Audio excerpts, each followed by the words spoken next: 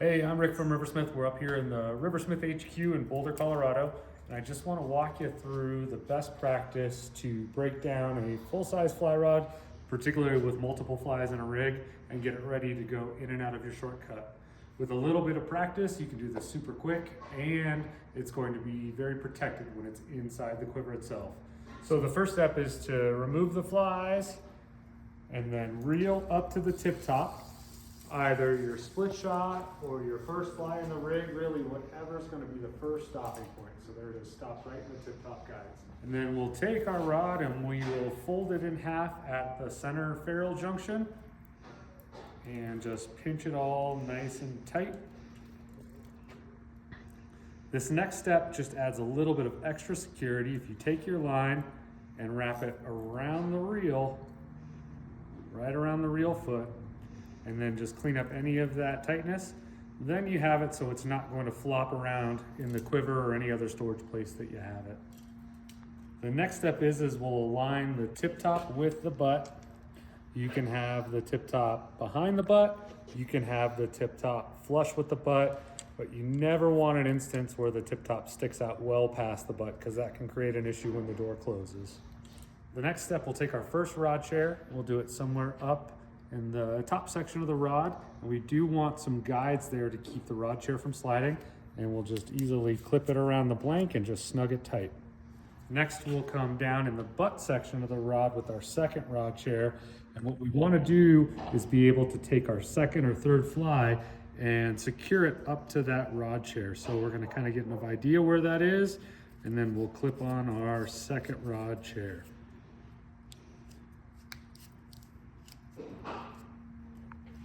So next we'll take our extra fly, whether it's second or third in a 2-fly rig, we'll simply clip it to the rod chair itself and then just kind of slide it down just to make sure that there's no unnecessary tension between the flies. A little bit of slack here is actually a good thing. That way if something gets stuck, it won't pull on the tip. The tip is the most sensitive part of the fly rod.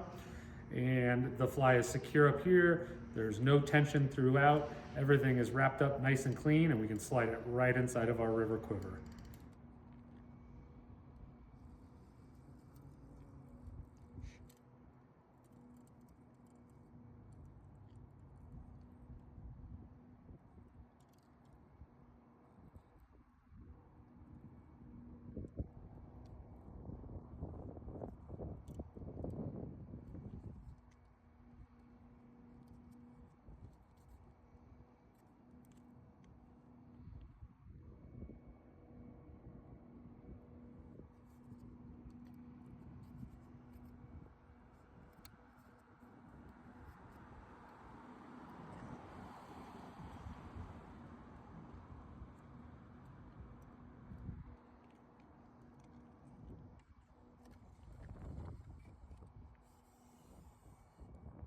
We did just introduce our new rig wrap rod sleeves, and that's a little bit quicker and more convenient way to get the same benefits of a rod chair.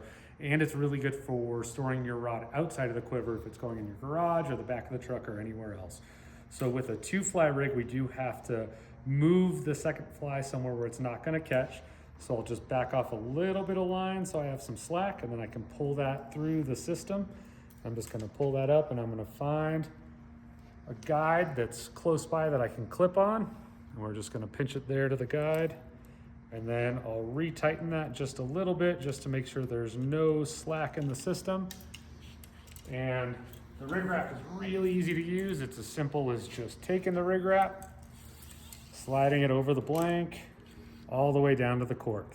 The really nice thing about the rig wrap is when you do have multiple flies in a rig, it's not going to get caught on the hook. It just slides freely and pops off, so you don't have to worry about hooks getting stuck in the rig. When you get to the river, it's as simple as sliding it off, putting the 2 sections together, pulling the leader out, and you're ready to fish.